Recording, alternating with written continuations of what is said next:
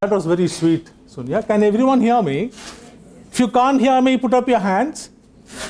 Everyone's able to hear? Awesome. But I do have a complaint against Sonia. My complaint is when she has superb speakers and people like Sujay who bully you mercilessly, she asks you to give them a big round of applause. And when I come as one of the most nervous speakers, she's not asked you to clap for me. See?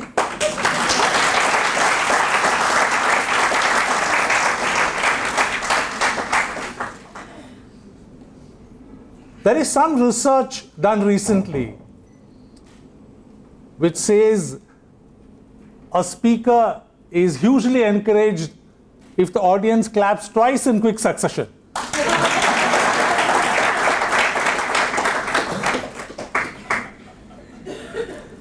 I must tell you, my wife is in Bombay, and I called her this morning and said, honey, I'm going to be speaking at this audience of maybe 100, 150 very bright, very intelligent people, and we have guests from Paris. She said, darling, just remember 2 or 3 principles. 1, don't try to be smart. I wish she had stopped that. She said, don't try to be funny. Just be your normal self. Now, I've been thinking since then, what is her understanding of my normal self? But it's a wonderful day for me to be here. A lot of nostalgia. Because as Dominic said, it was almost the month 4 years ago that I visited the schools in Paris. And as soon as I came back, Ashwin asked me, how was the trip?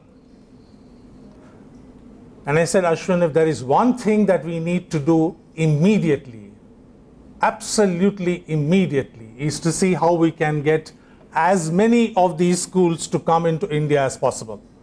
And I'm so delighted, absolutely delighted and honored to be here with all of you today. My welcome to the guests from Paris. Don't worry, your program is in very safe hands. And we at iNurture are privileged, honored, and delighted to have you with us. Many years ago, I read a German philosopher called Goethe, who says when an event or a great news has to happen, then the forces of the universe conspire to make it happen. And I think in many ways, the forces of the universe, literally from France to India, have conspired to make this event happen. And I'm very sure this will be the first of many such celebrations that we would be having.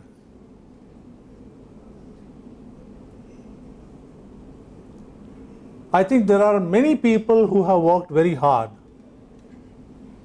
right through the process of counseling, making sure of the arrangements, the infrastructure, all the other resourcing.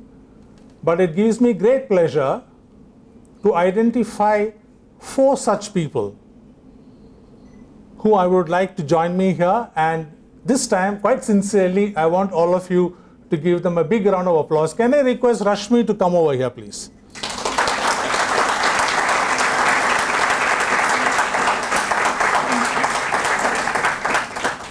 And then Bhargavi, who speaks French like I speak Tamil. Where is she?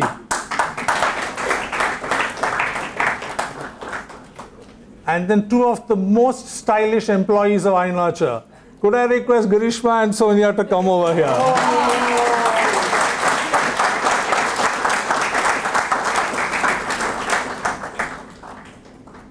No, you are not in that. The complaint was you're only calling women. That's because they are the most stylish. Oh. The most efficient. I was just coming to that. It's such a delight for me to see this team work. Absolute wonder for me. They work really hard, but I think they do it with a lovely smile on their face. If there is an example of situational leadership, which has nothing to do with hierarchy, seniority, or as Sonia very sweetly said, age. These four symbolize that to me. So on your behalf, I'm going to give them a lovely pen to say thank you so much.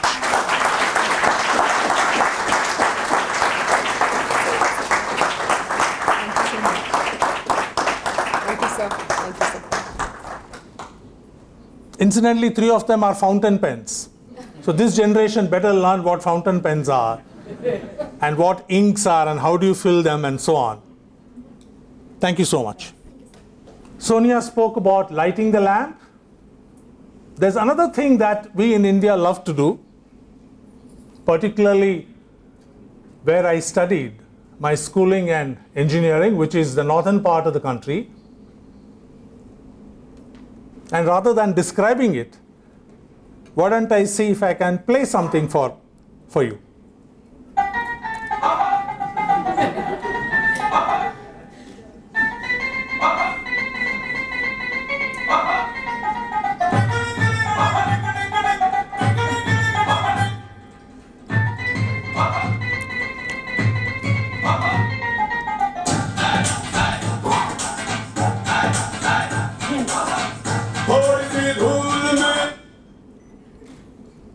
If at the end of the session all of you clap once again, I'll play the rest of it.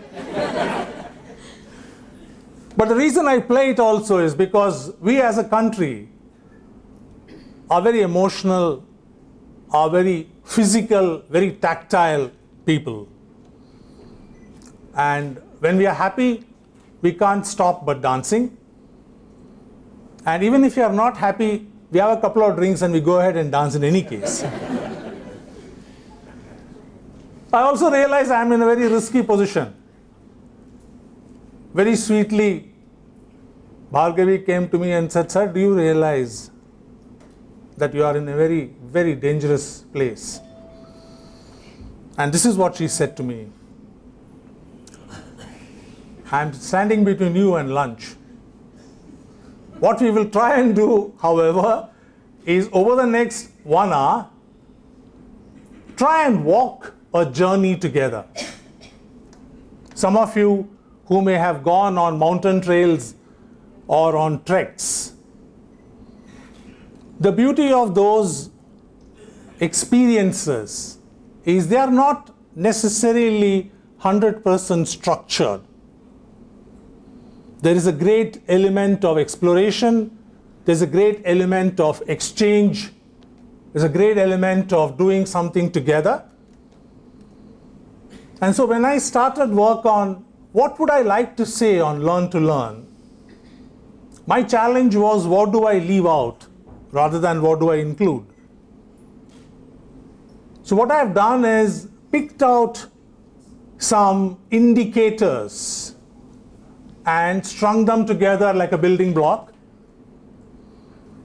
And the whole idea is pause whenever we want, smell the roses, debate a little bit. I do realize that we have in this room, in addition to bright young students, we have a lot of wisdom. We have a lot of experience. We have a lot of knowledge. And it would be wonderful for us if we are able to exchange that. As one of the philosophers said, when one teaches, two learn.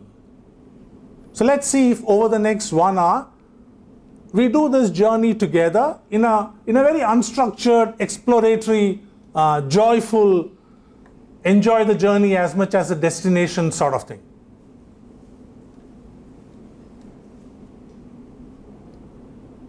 Once again, my thanks to the students and their parents.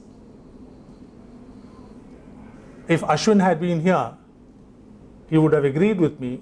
When nine and a half years ago we started iNurture together, his first statement to me, and I can imagine how atypical chartered accountant he is, his first statement to me was, Lakshmi, we are starting on a journey which has a huge amount of moral responsibility.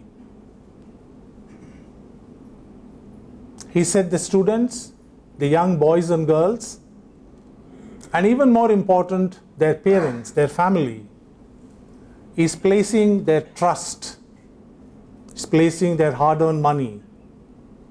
And in many ways, they are placing their children's future with us. I'll never forget that. And over the last 9-10 years, there have been so many times when I would have gone to him and said, but Ashwin, this is not making commercial sense. Or Ashwin, this particular program or this particular campaign, we are not making money. And his answer would be, just stay with it. We have made a commitment to a child and his or her parents that we are going to start the program, we will. So there have been times when we have started and very, very sincerely run programs with as few as 3 or 4 students. And at no point of time has he ever said, can we cut a little corner here? Can we compromise just a little bit? Instead of having 3 teachers, can we do with 1.5? Absolutely never. And today, when I'm looking at iNurture engaging with almost 10,000 students, with almost 300 lovely faculty on our payroll, with an employee strength that's rapidly approaching 1,000, it's a matter of great pride. And it's students and parents like each one of you here who has made iNurture what we are today. I salute you. I thank you very much for that. Thank you.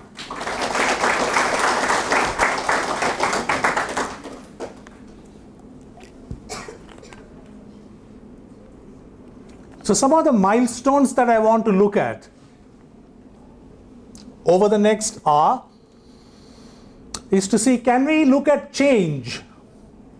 The thing that scares the daylights out of many of us, change.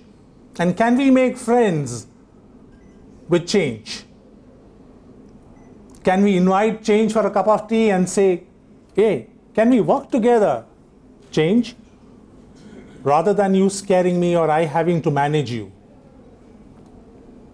Because what is inevitable is that it's going to happen. Whether we like it or not, it's going to happen. And I believe most of what's happening is for the good. So we look at change. I'm a great fan of sports, coaching, sporting, and so on. And so I want to propose to you that your children are not actually going to a classroom, they are going to a coaching camp. Imagine if they were going for a coaching camp for an under-19 or the juniors to play in the World Cup or equivalent sports. And I'm so delighted to see that, for God's sake, cricket is not dominating the country.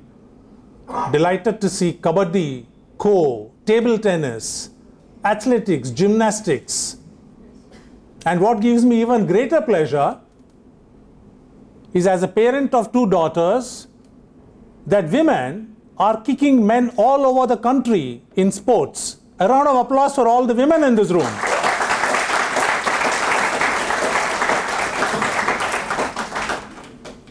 I love to see these athletes who, in spite of enormous challenges, my heart breaks when I find some of them training with poor shoes or poor kits or injured, but it's their spirit that just carries them through. So let's look at whether pedagogy can be analogous to a coaching camp. Now clearly all this must have some connection with work. Whether work as an employee or work as our being entrepreneurs, owners who will build our own teams. And finally, some implications for the students. And as I said, anytime one of you puts up your hand and says, Lakshmi, we want to debate that, or even better, Lakshmi, I totally disagree with you, what fun would that be? The 3 adjectives I use with change: irreplaceable, All three are so wonderful. Rapid, fundamental, and irreversible trends. I also consult with some clients, and when senior clients ask me saying, Lakshmi, so when do we go back to the good olden days? And my answer is, hey, this is a good olden day.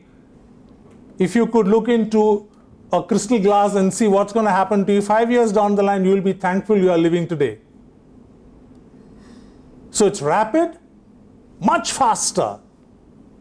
Yesterday I was looking at an article in Fortune which says of the 4 large categories of ages,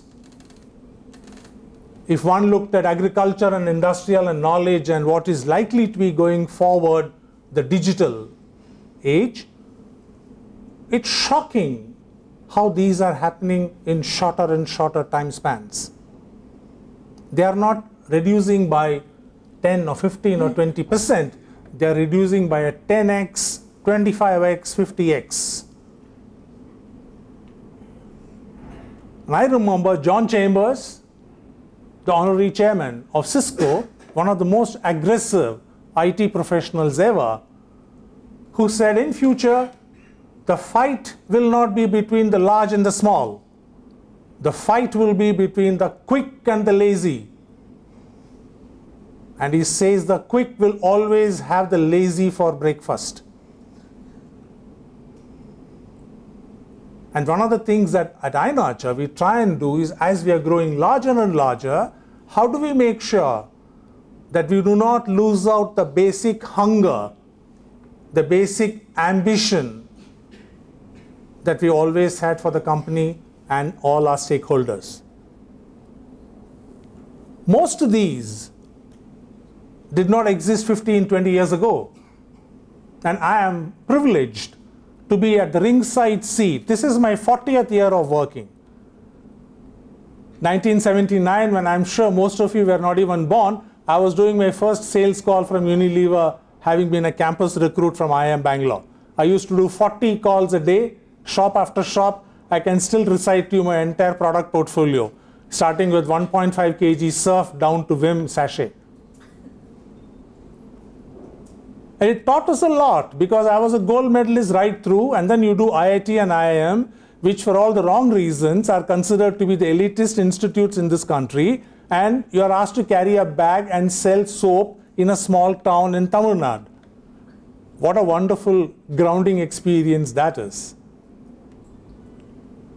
And the beauty is all these changes that someone from my generation, Sujay was talking about a digital immigrant. I have applied for a tourist visa and they still haven't given it to me.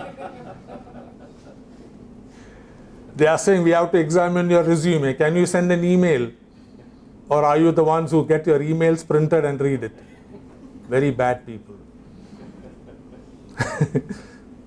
And the beauty of this is this change is all around us. It's affecting all of us. So if I had to add another term to the top, I would say universal. It's not something that's limited to only the elites or the educated or the urban or the young. So let's look at some of them very quickly. I love that picture for a variety of reasons. Incidentally, I admire the lady on the right as much as I admire the gent on the left. Because I think these are the people who take risks every day. I always ask myself, how does she know how many potatoes or tomatoes or spinach she has to buy in the morning at the wholesale bazaar, such that by end of day, she doesn't have anything left over, and at the same time, does not run out of stock in the afternoon. Because imagine, for her, another 1 kilogram of potato means she takes so maybe a rupee or two more for her kids to eat or to study. I'm a huge admirer of the people. Yesterday and day before I was in Calcutta speaking at 2 seminars on analytics. And Calcutta is a city where time has just ceased to pass. It's a lovely city where within the same road you will find rickshaw pullers and tram and various cars. The wonderful Ambassador is still available only in Calcutta. And in between all this, people are selling fish and they are selling chicken and they are selling spinach and they are having a wonderful time. The beauty of it is I did not see a single person sad or depressed or down. Everybody was saying, come on, it's another day, let's go give it a shot. That's what this lady is doing. I love the smile on her face. And the beauty of it is the mobile service provider does not differentiate between the Prime Minister and a vegetable seller. It's entirely dependent on what pack he or she has paid. So the quality of the service is equal for both of them. How democratic is that?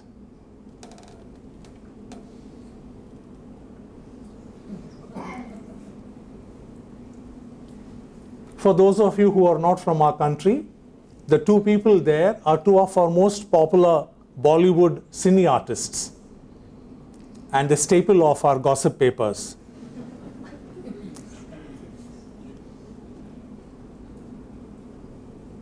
A little later, I want to spend a few minutes on what is an idea and why every single successful business has at its core an idea that is foundationed on a human insight.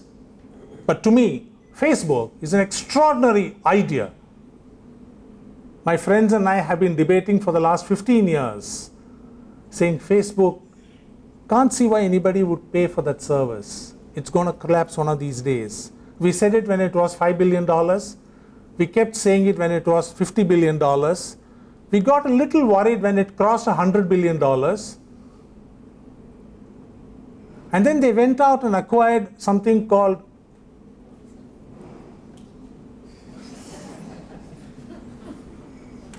I said, they are nuts. Why would they pay $19 billion? And then this friend of mine said, hey, hang on, Lakshmi. This is what you and I said when another giant called Google went out and acquired YouTube. When they paid, I don't remember, a couple of $1 billion, people said, these kids, they have too much money. They don't know what to do with it. Today, YouTube is the second largest search engine.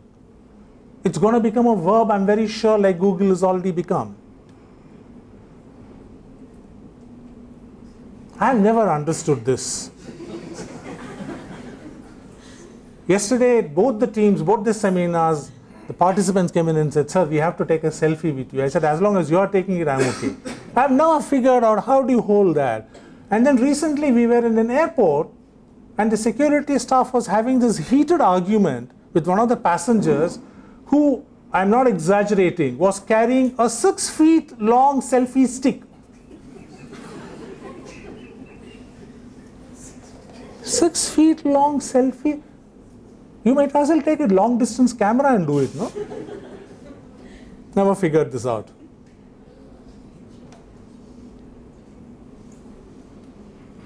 An interesting aspect of this slide is how, unlike many of the other spaces, the Indian entrepreneurs are giving a run for their money to some of the global giants. What is also fascinating for me from a human behavior, consumer behavior, our ability to adapt, adopt, and grow with these changes is again, 10 years ago, people said, Amazon can sell books, that's okay, books. And then they said, yeah, okay, mobile phones maybe. Today, both Flipkart and Amazon get their second largest revenue stream from clothing. I consult with a very large ready-made and specialty silks retailer in the country, and he is terrified out of his heads because till 5 years ago he used to say, Lakshmi, how can you buy a silk saree online? They have to come to my shop. 2 days ago he called me and said, Lakshmi, what is our Amazon strategy? I said, Amazon strategy? So he said, yeah, a year ago they went and acquired Whole Foods. And do you know what happened the day that they acquired Whole Foods? The next day, all the other FMCG, grocery, staple stock fell 9%. And one of the analysts was asking, what's that got to do with this? Why are you guys dropping their prices? They said, we don't know, but Amazon is coming, we are shit scared. E-commerce. Oh, this is an amazing phenomenon. On Tuesday morning, when we were in the airport, work day, and me being an insane person, I'm catching a 6 o'clock flight, which means I get up at 3 o'clock, take bath, and reach the airport by 5. The whole airport is like in the olden days railway stations used to be. I mean, it's thronging with people. And more than 50% of the people are not business travelers. Many of them are from a socio-economic strata that surprise you when you travel. And the sweetest incident was a large family was getting onto the flight, and if you are not a frequent traveler, sometimes you don't know where your seats are. So this was a large family with 3 generations, and the grandmother was searching for her seat, and she had her teenage granddaughter with her. So very sweetly she turns to her and says, "Us conductor se पूछो ना हमारा seat कहाँ है?" And she was pointing out to this very slick-looking air hostess. Now, in her grammar, the conductor did what this lady is doing, and this girl was so embarrassed. I'm sure she reached Ranchi or wherever it was and disowned her grandmother. I don't know who you are. As it is in the flight, she said, I refuse to talk to you. Incredible phenomenon of shopping malls. We launched Littlewood, one of the English chains in Bangalore. And our challenge was for the first 3 months, we didn't have a single customer walk in. And this was in Commercial Street. Those of you who are familiar with Bangalore, and people go to Commercial Street, I don't know why, but they go there in large numbers. And so we went to people there and said, you know, Littlewood, why would you not walk in? They said, you have air conditioning, you have an escalator, and your name sounds very international, so you must be expensive. Today, anybody, particularly if they are younger, particularly if they are smarter, use this as their dating platform. Where else can you go in the morning, spend as much time as you want chatting, and then when you feel hungry, go up to the food court and have a meal for $200, and then do some window shopping, and if you feel like it, take in a movie, and you go home and tell your parents, I was doing special classes. We have also gone through that. We didn't have shopping malls, but we used to have the nearby parks and all that.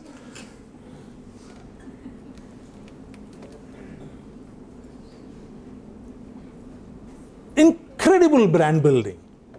Recently, this was estimated to be worth $6.2 billion. The damn thing didn't exist 15 years ago. And if you talk to my father-in-law, he would say, how can you play cricket if you're not wearing whites and it's not 5 days? To him, this is not cricket, for God's sake. But huge. And as I said a little earlier, I'm so thrilled that Indians have moved away from cricket into kabaddi and hockey. You know this lady called Sindhu? Who is she? Badminton player? Do you know what was her declared taxable income last year? 47 crores. Yeah, I said, wow. I'm tired of seeing Sachin Tendulkar earning that kind of money. It's high time a girl went out there and earned it. Amazing. 47 crores. Badminton. How awesome is that? How many of these could we have even predicted 15 years ago? And one of the finest speakers on this is a gentleman called Ken Robinson, Sir Ken Robinson, who says the irony of education, and it's not just India, it's universal, it's global. The irony of higher education is we are preparing curriculum for what is likely to be relevant 5 years down the line, when we could not have predicted 5 years back what's happening today. And therefore, as you will see a little further down, our philosophy in the partnership and as iNurture and as Galileo, our philosophy has always been to say, let's go beyond just knowing, or even worse, memorizing and recalling, to skills and expertise with that, but most important, an ability which is in the form of a competence or a capability that says, I have this knowledge and I have this skill, now how can I use it to solve some real life business problems? Because that is what industry is hiring us to do. And in the last 3 years, even in IT, most of our interviews are happening not as interviews where people would say, what is a cloud? How do you set up a cloud? How do you protect a cloud? These days they are saying, come and set up this cloud and show me. Yesterday and day before, I was with some industry people in analytics in Calcutta, and they're saying, Lakshmi, don't bother telling me what you teach them. I will come to them with a data set. If they can make sense out of that, they got a job. Otherwise, I'll give them a hot cup of tea and thank you very much. And so our model, and when we get an opportunity, we must expose you to Kraken also, our entire model on employability is encapsulated in a very simple sentence which says, rather than hire and train, which is what historically industry has been doing. So you will find IT services company having these massive campuses where they throughput 10,000, 20,000, 50,000 people through a one-year program after they have recruited them. And my feeling is, what a waste. What a waste of the kids' life and what a waste of your time, not to mention money. How smart would it be, rather than hire and train, replace it with train and hire? This afternoon, I'm speaking at a conference on Niti Aayog, which is to do with entrepreneurship. And I'm taking a very radical stand, saying I'm fed up of industry saying how our students are not employable. My answer is, hello guys, you are stakeholders in this process. Come and work with us in developing the curriculum. Come and work with us in developing the content. Come and teach our kids. They are smart, they are hardworking, they want jobs. You are not doing them a favor. Come and collaborate with us rather than criticize us. So the entire model has to shift from hire and train to train and hire. And we will talk about that a little later. Each one of them, I submit to you, is a lovely idea. A lovely idea that reflects a genuine human insight and need. If you are not addressing a genuine, sustainable human need, you do not have a business. You may be lucky to have a fad, but that's not a business. And the beauty is, having the idea is not good enough. As one of my bosses in media used to say, ideas are damn a dozen, Lakshmi. They need to be backed up with superb planning and resourcing and flawless execution, with constant learning, iterative learning, learning, relearning, unlearning on a beautiful virtuous cycle. And each, if you looked at the previous 8, and I'm sure if each one of you were asked, you would think of another 15 of them, each is a lovely blend of multiple domains. Mobile, for example, draws heavily on network, on security, on marketing, of course, on capex and finance and so on. IPL is a superb mix of innovative thinking, project management, And what I admire them most is his audacious ambition. When they started off, they did not think small. They said, we are going to be a global powerhouse. We are going to get players from around the world to come and play here for a couple of months. Why would they come? We'll pay them shitloads of money. They'll come. And then we will pitch them against the best in the world. Sometimes reminds me of the gladiators of the world.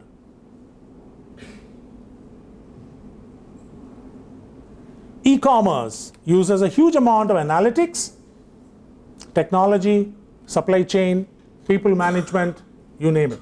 Distribution, supply chain, logistics. I saw a video recently that struck complete ice in my heart. This is a 250,000 square feet, what they call fulfillment center for Amazon. And somebody had asked me, how many people do you think, Lakshmi, they would be working there? And I would have said 500, 1,000. They have 18 people working there. 250,000 square feet, 18 people. So how do they do the work? There are these robots going up and down. There are these champions which are going and filling. I mean, it is, as you know, something that you would have seen in a science fiction movie, Ridley Scott kind of movie 10 years ago. And therefore, one of the challenges as we go forward, and what Tama was saying, is manufacturing, agriculture, any aspect of commerce or business will need very fresh thinking, very comprehensive design thinking. And some of these are what I call horizontals, and we'll talk about it in a few slides. This is the part I like the most. Nobody knows what the future will be. Nobody knows. If anybody is saying that I know, he is a charlatan, he is bluffing. Don't believe them. Yesterday I had an opportunity to study about this guy who's got a wonderfully radical view on artificial intelligence. Completely disagreeing with Ray Kurzweil. Nobody knows, nobody can guarantee what, forget about the future as in 5 years, you can't even guarantee tomorrow. All of us have, and I believe must have, perspectives, point of view on the future. And here is the most exciting part, which is having a perspective, let's go out and master it. If it's a raging dragon, let's find a way of riding it, rather than cowering and scaring it. We will ride this change. We will ride it for our future, we will ride it for our children and their children. Therefore, if I were a student, and how I wish I could be, because the most exciting time to be a student and a teacher is now. Be curious. Oh my God. Be curious. The latest Harvard Business Review entire issue is devoted to the power of curiosity. And be multidisciplinary. Have 100% focus on application. Of course, sound conceptual foundations, absolutely. But whenever you are studying something, ask yourself, how am I going to use this? If your teacher or you are not able to find a productive, excellent use for it, don't study it. Understand the overlap.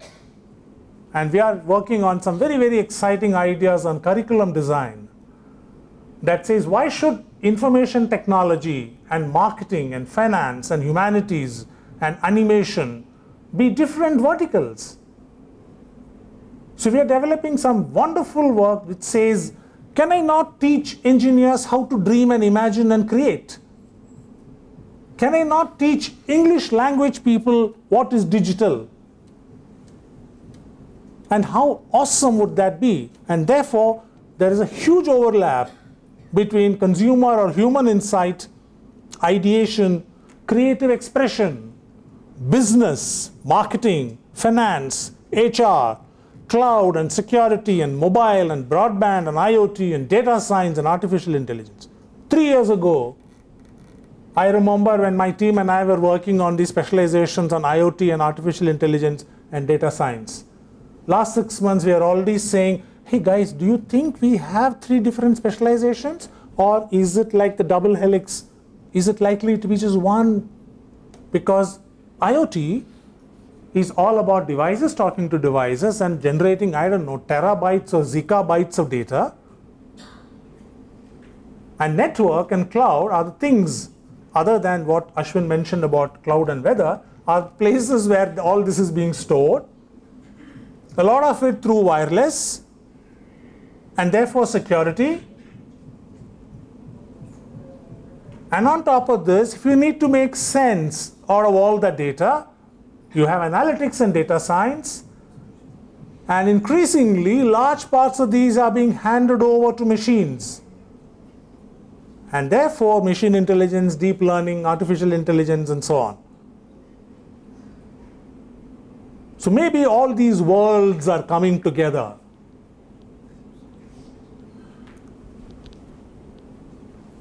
Develop a deep understanding of one aspect and then a horizontal appreciation for its application.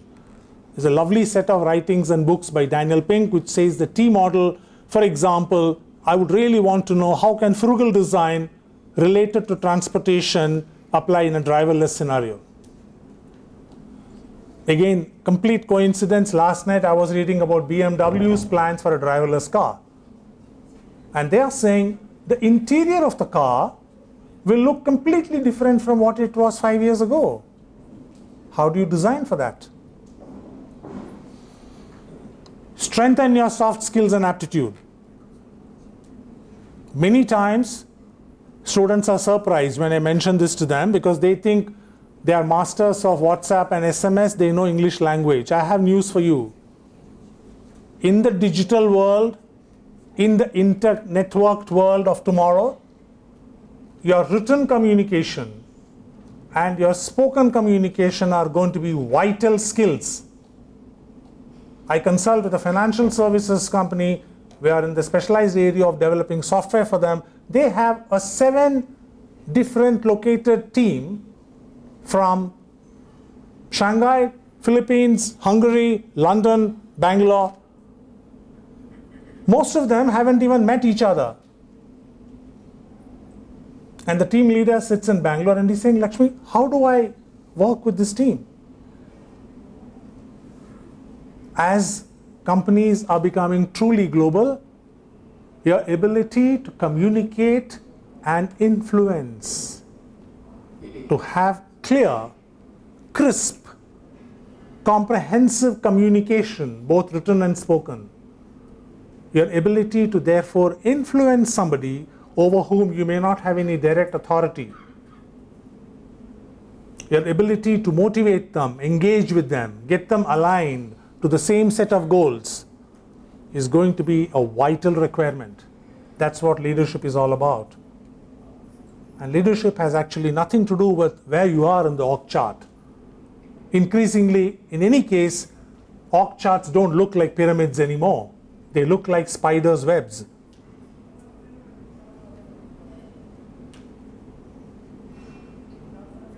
"50% of the interviews that our employers conduct with our students, 50% do not result in an offer because of poor soft skills and abilities."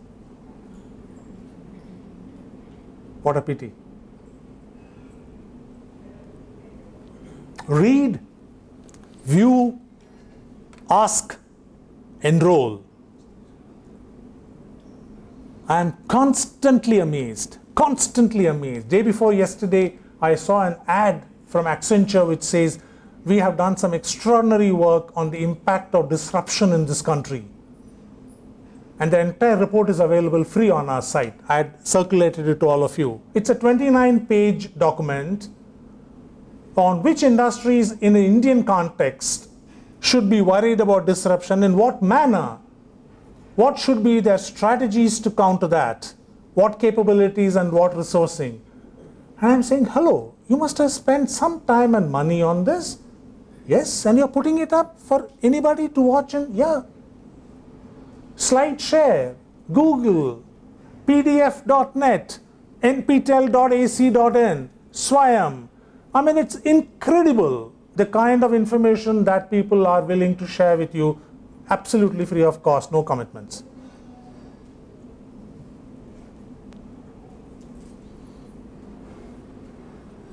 Alvin Toffler incidentally said this 30 years ago. The illiterates of the 21st century will not be those who can't read or write, but those who can't learn, unlearn, and relearn.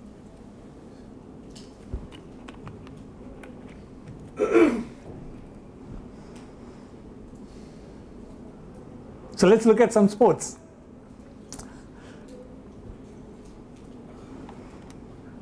I believe it's a nice analogy. I also believe your teachers are the finest coaches that you can get. Why? Because coaches are sportsmen or women who have successfully played the game earlier.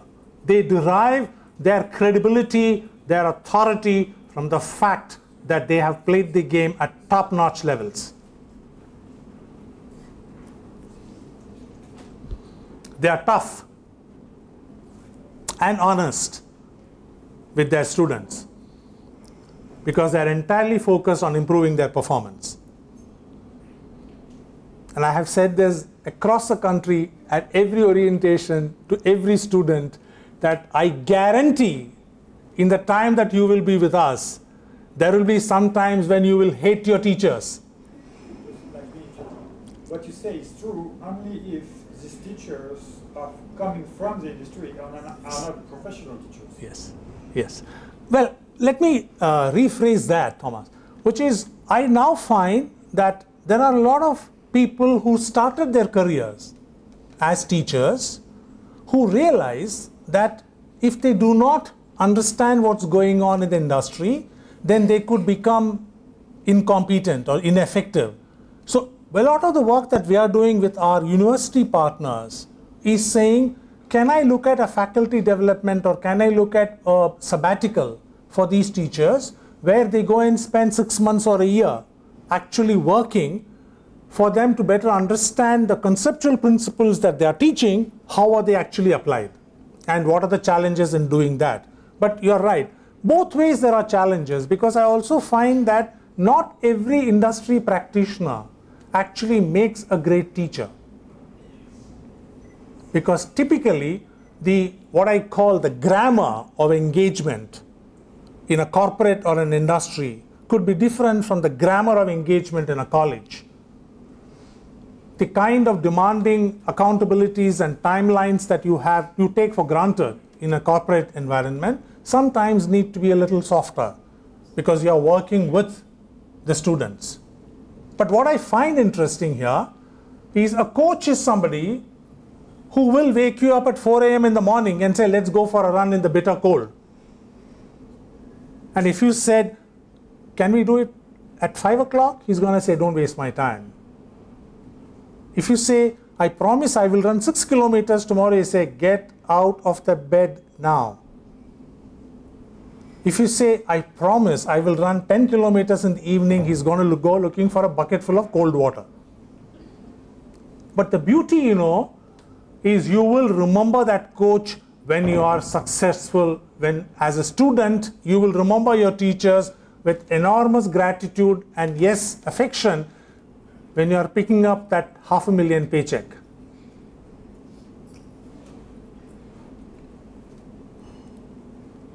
Coaches train you to adapt to changing conditions and different competition. What do I do if it's breezy? How do I change my serve? What do I do if the pitch has more grass? Is it wet? Is it dry?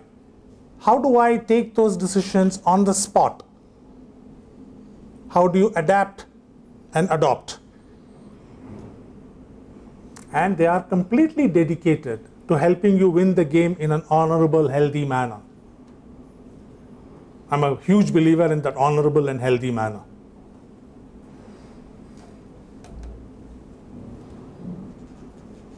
And the best part is a good coach will stretch you.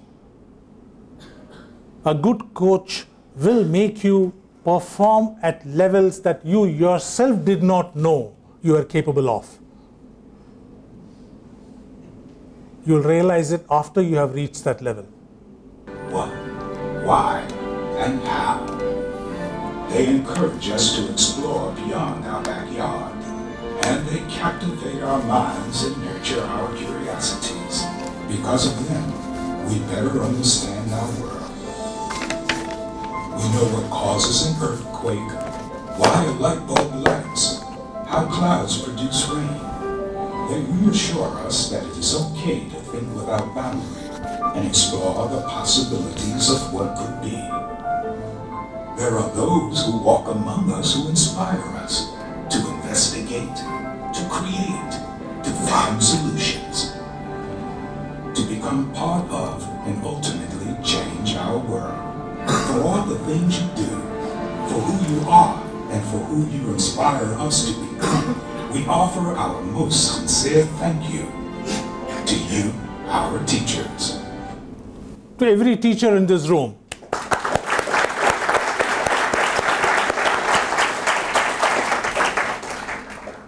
indeed, if each one of us reflects, I'm sure there would have been a teacher. For me, it was probably in primary school when one of the early teachers insisted that we speak in English in our classroom. Now, this was a Tamil medium school in Delhi, which is not known for its familiarity with Tamil. So we could speak Hindi very fluently, and we were so scared to speak in English. And I still remember, I'm now referring to an incident that took place probably 50 years ago. And he said, what is it that's stopping you from making mistakes? Is it because you feel your classmates will make fun of you? Or is it because you think, I will judge you lower, lesser because of that? And we were kids, we didn't know what he was talking about. But now I look back and say, man, that guy had something really sensible. And he used to say that if you let someone else determine what the limits of your capabilities are, then you already lost it. So one of my requests to all the students in this room is you have an absolutely fine bunch of teachers. Be very selfish. Be like sponges. Make sure that every minute that you get with them, you draw out the best that they have to offer you. Do not hesitate to ask questions because you think others may think you are dumb. One of the most wonderful books I recommend is called Age of Unreason by Charles Handy. And this is a term that Shakespeare had coined, which says every single progress in the history of mankind has been made possible by unreasonable people. Reasonable people look at a situation and say, I understand why things are like they are. The unreasonable person says, no, I wonder if they can be better. Most unreasonable people are ridiculed, are not very popular. Damn popularity. Be effective and successful. And students, as sportsmen, because there are so many similarities in my view, they apply to your domain as well as soft skills and aptitude. The need to build a very strong application on top of deep theory, to act in your individual role as well as be a part of a healthy team, and to win the game with honor.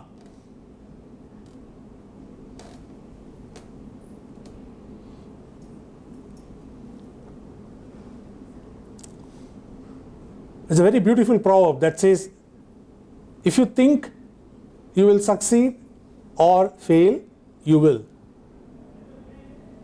Which is, unless you think success here.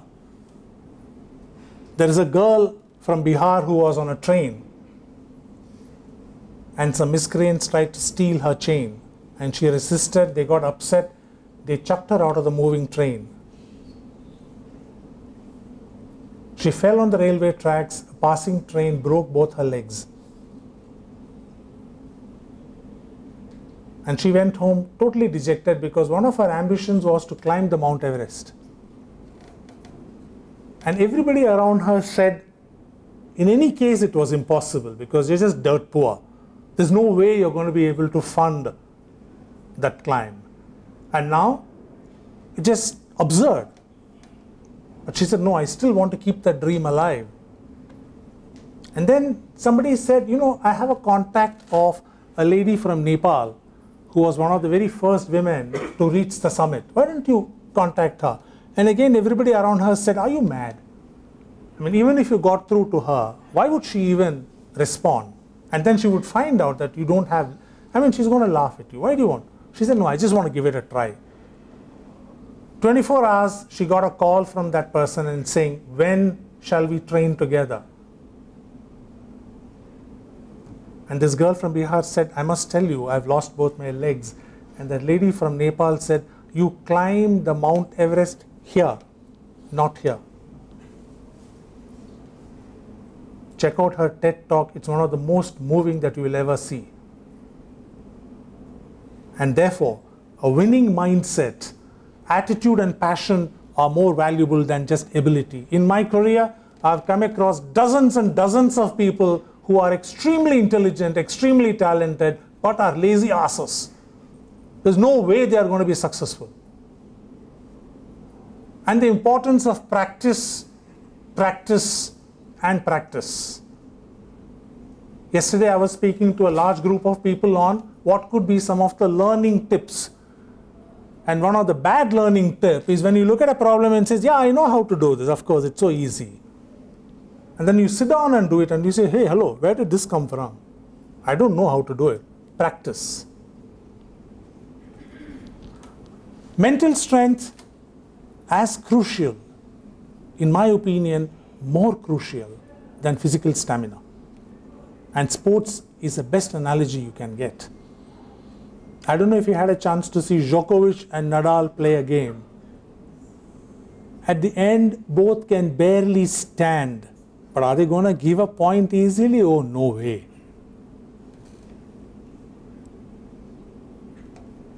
Be a part of a healthy team. If a team is not healthy, don't be a part of it. It will seep into you. You must build a resilience to recover from failure. At least once in a fortnight, I get to meet some very senior level candidates because iNurture is growing all the time. And I spend the first few minutes just exploring, have they failed in their lives? And if I have some super confident candidate says, oh, I've never failed in my life, I say, lovely meeting you, a cup of tea, thank you very much. I have no time to spend with them. If someone hasn't ever failed in their lives, I interpret that as you never moved out of your comfort zone. You've never taken an intelligent risk. You always played safe. Thank you very much. iNurture is not the place for you. How quickly you recover, equally important. I thought of showing you very business-like video. Then I said, forget it. Let's show this video. And then I'll show you the business video also. And of course, I have to show you some serious stuff. Otherwise, Ashwin will never forgive me. So let me show you that also. Nothing's possible. If you try to do it, Jack Ma, Alibaba, Elon Musk. Had that third failure in a row. Did you think, I need to pack this in? No, Why not? I would never give up. I mean, I'd have to be dead or completely incapacitated. So many things go wrong when you're starting a company, and often I think people ask, what mistakes should you avoid making? And my answer to that question is don't even bother trying to avoid mistakes because you're going to make tons of mistakes, right? And the important thing is actually learning quickly from whatever mistakes you make and not giving up, right? And I mean, there are things every single year of Facebook's existence that could have killed us or made it so that it just seemed like moving forward and making a lot of progress just seemed intractable. But you just kind of bounce back and you learn. And nothing is impossible. You just have to kind of keep running through the walls. I have an entire 30-minute video on that. It's available on YouTube. It's amazing. When you look at some of these success stories and you say, these guys are so bright. They must have got everything right. Absolutely not. One of the finest interviews is with Bill Gates. Till Mr. Bezos decided to upseat him, he was, I think, for probably 20 years the richest man. And the interviewer says, would you say Microsoft is an innovative company? And Bill Gates has a lovely cackling voice. He laughs and rocks back and forth. And he says, well, the last 7 innovations in the IT space have not come from Microsoft. He says, mail did not come from us. We went out and bought it. Trading platform as in eBay, not us. Search, no. Google. Twitter, no. Social media, no. And he says, would you say we are innovative? No. We are damn good at what we do, but we learn from our mistakes. There is a lovely interview with Tim Cook, CEO of Apple, when he's asked, saying, are you guys going into auto design, the driverless car design? And he says, I don't know. So the interviewer says, what do you mean you don't know? You run the damn company. He says, yeah, we have 150 people working on artificial car. We have spent about $500 million on it, but that doesn't mean I'm going to launch a driverless car. And lovely expression, he says, the fact that I throw gobs of money at something doesn't mean I'm going to learn from that. I'll figure out what to do. Never give up. To be lifelong learners. Last year, Djokovic was nowhere. Goes in for special coaching, boom, boom, 2 Grand Slam. Sachin Tendulkar develops a tennis elbow, goes 6 months London, gets coaching, relearns, comes back and scores 7 more centuries. You're constantly learning, and the beauty of any career is what was all your bunch of strengths at your previous level are likely to be your major liabilities at the next level. So you have to be constantly shucking that, learning new stuff. Otherwise, you're never going to be able to be successful right through. Unlearn and relearn constantly. Situational leadership, and for that matter, followership. Situational leadership, as I mentioned earlier, is you're having to drive a project or get a bunch of people in the room who are more senior, who are from different departments and functions to work together with no direct authority. And the 4 girls that you saw here, great examples of situational leaders. They get everybody up and down the iNurture office to do precisely what they want, all on the par of a dazzling smile. My credit to you. Work hard, play hard. For God's sake, don't be boring. Don't be a workaholic. To be a thorough professional, and it has its own connotations, to be a good role model for the next generation. Absolutely important. Quick look at global results. There's truckloads of material available online. So I really don't want to spend too much time. One of the finest is what we're going to see now. LinkedIn, incidentally, has probably a terabyte of stuff on this. The 6 C's: communicate, curious, creativity, critical thinking, collaboration, and the best one, courage. Given an opportunity later on, perhaps with the students, we could spend some more time on this. How to survive in the age of automation? Lifelong learning. An all-rounder, the T-Funk model that I spoke of, Daniel Pink. Industry orientation, selling skills. And when I talk about this in workshops, people do not understand. Selling skills has a combination of problem solving, effective communication, listening, conflict management, and negotiation. Some of the finest CEOs in the world are the finest CEOs in the world because they are great salesmen. They are great storytellers. And the can-do attitude. Nobody has the time for a fine analysis of the 27 different reasons why something didn't happen. Extraordinary waste of time. Tell me how to make it happen, how can we learn, and then iterate so that we hit the bullseye. There's a Deloitte research. I'll leave it with you. You can take a look at it. Character. What distinguishes sustained leadership, leadership that carries on for 10, 20, 30 years, irrespective of business ups or down, character. Incidentally, something that's of great value in your personal lives also. Unfortunately, we won't have time today, but there is a separate workshop. We'd be very happy to come and do it with you guys. Intelligence, drive, happiness, empathy, reciprocity, and friendship. I love that last one. So many of us, in our aim to be successful, forget that there are so many people who walk the journey with us. So important to discover and rebuild those relationships. Like the next one. I'm sorry for our friends from abroad, I couldn't do a translation. It's essentially how two friends rediscover. There you are.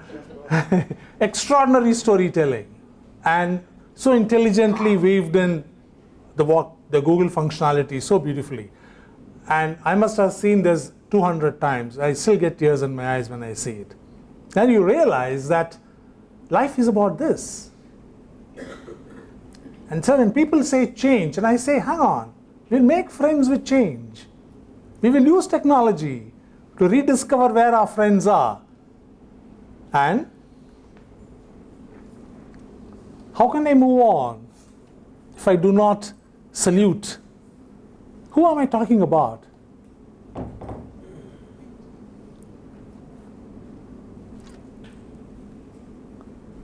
The parents. And this is one of my most absolutely favorite, and I'm going to read it out. Unfortunately, it's rather small. It says, your children are not your children. They are the sons and daughters of life's longing for itself. How beautiful is that?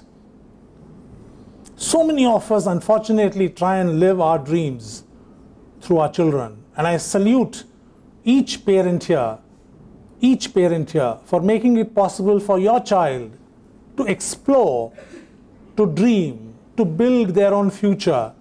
Often I speak to parents and children and say, you are like the net under the trapeze artist.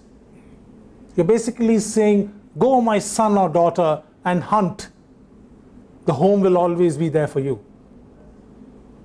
Your children are not your children. They are the sons and daughters of life's longing for itself. They come through you, but not from you. And though they are with you, yet they belong not to you. You may give them your love, but not your thoughts, for they have their own thoughts. Again, I salute each parent, because you have not only allowed your child to have his or her own thoughts, you made it possible for them to pursue their dreams. You may house their bodies, but not their souls. For their souls, there's a beautiful part, dwell in the house of tomorrow. Each of your children has chosen a path that resonates with tomorrow. Thank God they didn't go for medicine or engineering or something else. Thank God they chose programs of tomorrow. And the world of tomorrow is going to need more people like your students, your children. You may strive to be like them. You may strive to be like them, but seek not to make them like you. For life goes not backward, nor tarries with yesterday. The Kal Chakra always moves like that, no? I've never seen it move like that. You are the bows from which your children, as living arrows, are sent forth. The archer, beautiful part, the archer sees the mark upon the path of the infinite, and he bends you with his might. Each one of you, financially, emotionally, spiritually, are there for your children, bends you with his might, that his arrows may go swift and far. Each one of us wants the best for our children. Let your bending in the archer's hands be for joy and letting go. A round of applause for the parents here.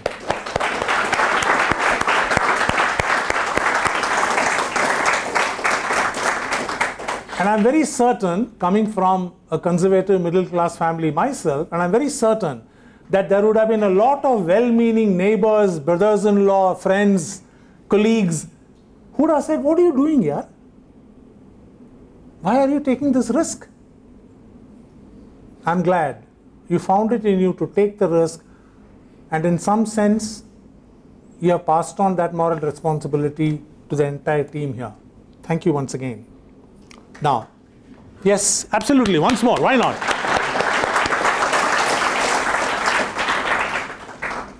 A quick look at the industry for which we are preparing your children. The world of tomorrow will be more transparent. Productivity metrics will be the key,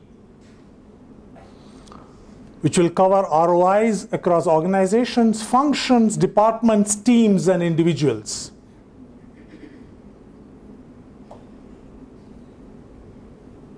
Compensations and growth paths will be dictated by results, effectiveness, and efficiency. And in the digital world, your track record is there for everyone to see. Organizations will be flatter. Work will be geography and time neutral. Will also be truly global. Professionals will compete based on quality, cost, time, and track record. We have a separate workshop on this. Would be delighted to share it with your students later on, but I'm just giving you the highlights. Possible implications: we will have to learn to collaborate, co-create, and the best part, reverse mentor, which is people like me who belong to not just the previous generation, but the earlier generation, have to be very open to say, hey, here is a youngster who knows something that I don't. And to go to them and say, what is this Pinterest and why is it so popular? Or what is this Snapchat and what is social media? Why are you people so excited by it?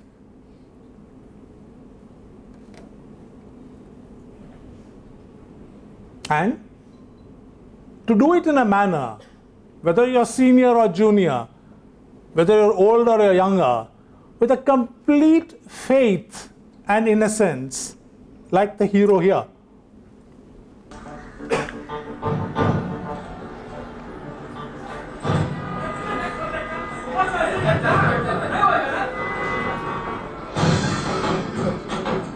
Sir आपके लिए उस पर car का इंतजाम किया है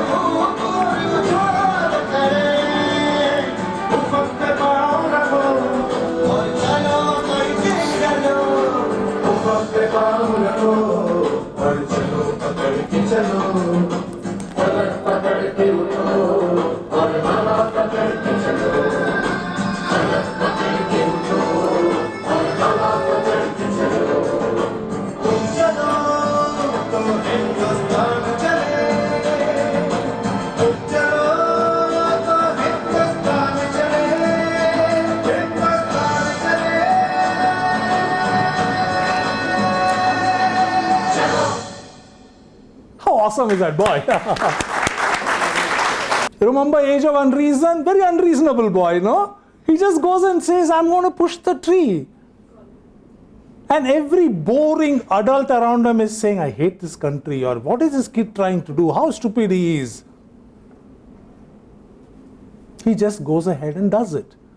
And I love the fact that it's the slum kids around them who are laughing and saying, let's have fun. We'll try moving the tree. If it moves, great. Otherwise, we'll have fun. All of us start our lives with such optimism and creativity and fearlessness. Absolutely no fear in us. And then over the next few years, we'll talk about that. Talent will get more competitive. 70% of today's jobs did not exist 20 years ago. 70% of these jobs will not last 10 years. Theoretical knowledge will give way to application and practice. Abundance of informal and free education of very high quality. And this is the part I love. No more excuses for saying I don't know. Uncle Google is there. 24/7 he is with you. What it also does is puts the teachers under pressure. So again, when we meet prospective candidates for teachers, before we ask them questions on the domain, I'm very curious to know how humble they are. Is it easy for them to walk into a classroom and say, I don't know, I'm sorry, I don't know, but I will find out? Or even better, shall we try and find out together? When one teaches, two learn. And it's this journey that we are going through. And therefore, if I try and sum it up for you, be curious and multidisciplinary, have 100% focus on application with sound conceptual foundation. Understand the overlap between cloud and security and mobile and broadband and IoT and data science and everything else. Develop a deep understanding of one aspect as also horizontal appreciation for its application.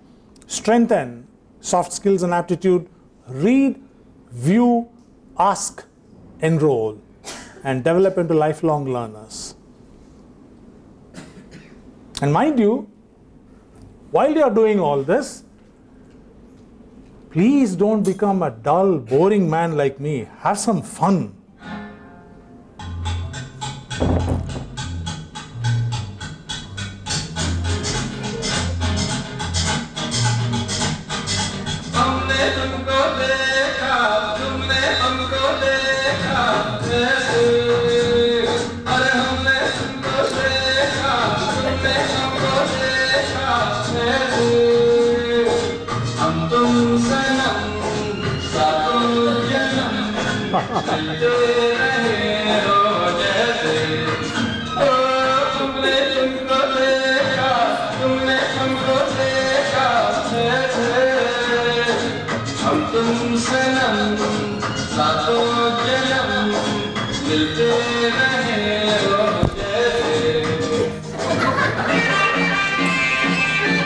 I'm so sorry.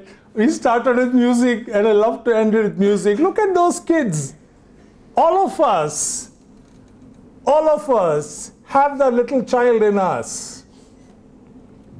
And as I said, it's so important to keep that child active, energetic, and fearless. Let no one take away your future from you. Let absolutely no one doubt your capabilities or your ambition. Answer every cynic or critic with your actions and your optimism. Be selfish and hungry throughout your lives. God bless each one of you with lots of success, huge joy, and lest I forget it, bucket loads of money. God bless you. I had a wonderful time. Thank you.